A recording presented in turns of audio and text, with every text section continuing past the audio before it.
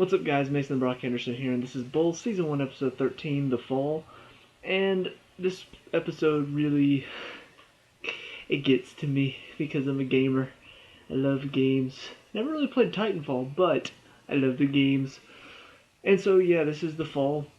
All about Titanfall. It's a lot of fun watching just video game stuff being talked about, and just I'm not really into the sport of gaming. I know there's a lot of tournaments. Titanfall's tournament, Rocket League has a tournament, uh, Counter Strike has a tournament. I'm not really into those type of games. I'm more into like the single player, like Kingdom Hearts or Skyrim or games like that. But seeing gaming stuff, it's still fun. I've done multiplayer before. I know multiplayer. I'm not really a big fan or a great multiplayer person, but I still enjoy that side of it as well because I don't know, it's just fun playing with other people, not just on your own, like I am a lot. Anyway, but yeah, this episode it was interesting for me because of that. But aside from that, the rest of it was kind of pretty much what I was expecting. You see this kid who is the best in the world and he loses the main final. I don't mind the idea of it. Like I've said before, the trial aspect of the show, they've done a lot of different things. A lot of time they're defending somebody. This time they get to take on the role of the plaintiff, and he's suing the guy who's trying to, um, who kicked him off the team, even though he didn't throw the match.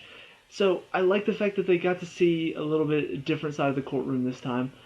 But the rest of it was pretty straightforward. There's somebody who bet against the team and threw the match, but it's not him. It's one of the other team members. And by the end, we find out who it was. And it was kind of weird that it turned out to be the one that was on the stand testifying against, or well, for the guy, saying that he would never throw the match. It's like, yeah, because he did it. That's interesting. It was a nice little like twist. I kind of expected it to be the other guy on the team that wasn't really featured at all in the episode. I thought for sure it'd be him. So it turned out to be the one that was actually helping him. It was kind of a little bit of a shock. But as soon as I hear this story and I see him like shaking a little bit as he's going to do the virtual golf with Bull, all I could think was, yeah, there's some sort of problem. He's got some sort of illness that caused him to lose the match. And sure enough, that's what it leads to. Parkinson's, and it sucks all around because it's on early onset of Parkinson's, so that sucks. And yeah, it was pretty sad, but pretty predictable all around. I mean, pretty much exactly what you expect whenever you hear about this type of story in a show like this. Yeah, you know where it's going. You know exactly where it's going to. The only other thing that really happened in this episode was they kind of gave Cable a boyfriend. Kind of came out of nowhere. Like all of a sudden she's talking about this guy she used to date, and she's going to him for help because he knows video games. I think he was like one of the designers of the game or something like that. So she goes there and doesn't even really get any help from him. It was just she went there so she could hook back up with him. I'm just like, okay. And here's the thing, I don't mind them giving the team some story. I don't mind seeing the team have some stuff going on in their personal lives because in a show like this, whenever you got a team of people working and it's a case by case thing, every episode the case is different. Yeah, the team is kind of what keeps you coming back. You want to see more about the team and what's going on with them and stuff like that. But the problem is it's gotta make sense. It's gotta tie in somehow. This just kind of was thrown in there out of nowhere. It's like, oh, she used to date this guy, and oh, now she's dating him. And if we had gotten to know this guy in this episode, and then he came back another episode, and there was more build up to this, then I'd be more invested. But as it stands, it just kind of got thrown into the episode out of nowhere. I'm just like, oh, okay, she's dating the guy now, and am I supposed to care? Because I don't. I just want to get back to the video game stuff.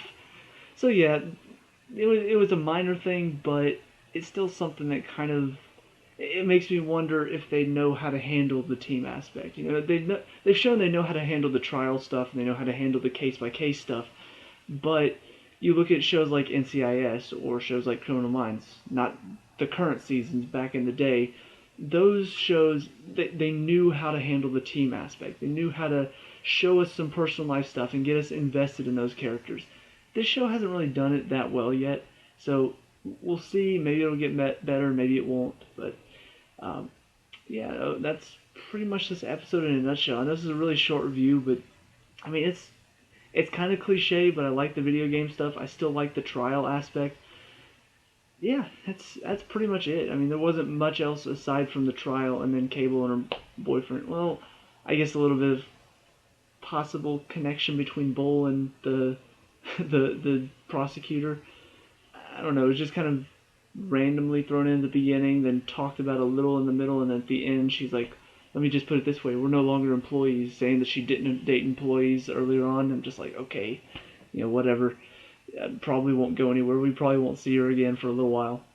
But it's still growing as a show. I think it has the potential to be a really good show. It's got to get off the ground a little bit. It's got to connect us a bit more to these characters because right now the only one I really feel connected to is Bull. I don't feel connected to many of the team yet. Maybe a little bit Benny just because they've given him a lot of time, but Chunk, he hasn't gotten that much time. Cable hasn't gotten that much time. Danny hasn't gotten that much time. They've all gotten like little snippets in every case, and I'm just like, I want to see more of them. I want to see more of the team working together for an entire episode instead of just, oh, we're going to use them here and use them here. It's just a little bit too disconnected for me, but those are my thoughts on this episode, so let me know what you guys think down in the comment section below. What did you like and dislike about this episode? Let me know. We can talk about and discuss all the good stuff. Leave a like and subscribe for future bold reviews, and I'll see you at the next one. Peace out.